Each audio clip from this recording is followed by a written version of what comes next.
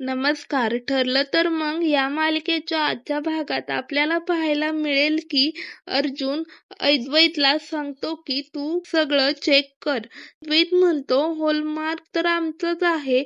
95 साली हे विकत घेतले आहे. नंतर अर्जुन म्हणतो तुमच्याकडे काहीतरी रेकॉर्ड असतील ना, कोणी घेतले ते? अद्वैत म्हणतो की रजिस्टर असेल, कारण आता सगळे डिजिटल झाले आहे. दुसरीकडे रविराज प्रतिमा तन्वीकडे येते आणि रविराज तन्वीला खोटं का बोलली याबद्दल जाब विचारतो. तन्वी यावर सायलीविषयी काय बोलून दुसरीकडेच विषय नेते आणि तेवढ्यात नागराज तन्वीला म्हणतो की जरा गोड गोड बोलत जा, तुला काय कंटाळा आलाय का? तन्वी तर त्यालाच बोलते आणि प्रतिमाला गोळ्या देत आहे का तुम्ही, विसरलास का, असं म्हणते. दुसरीकडे कला म्हणते की सगळं डिजिटल झालं आहे, बघू आता रजिस्टर मध्ये काही मिळेल का? अर्जुन म्हणतो बघू आता. सगळं रजिस्टर मध्ये चेक करतात आणि रजिस्टर मध्ये सगळेजण चेक करतात.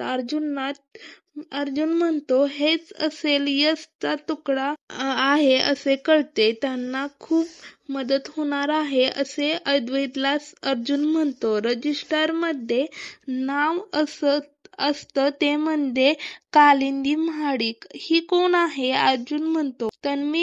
दुसरीकडे तन्वी प्रतिमाच्या मोबाईलवरून पूर्णा आजीला मेसेज करते. घरी पूर्णा आजी आणि आई मेसेज बघत असतात, प्रतिमाने पाठवलेला. तिथे तन्वी सुद्धा बाहेरून हे बघत असते. पूर्णा आजी कल्पनाला म्हणते की असा कसा मेसेज केलाय प्रतिमाने, फोन लाव तिला. तेवढ्यात तन्वी येते. काय म्हणते, आईने मेसेज केलाय बघू तरी. आणि प्रतिमाला कल्पना फोन लावते आणि प्रतिमाला बोलत असते की मेसेज का केला आहे तू?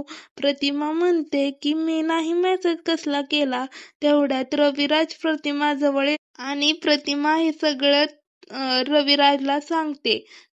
तन्वी म्हणते बाबा तुम्ही आईच्या गोळ्या आई घेत नाही का? तन्वी आईची खोटी काळजी करत असल्याची दाखवते.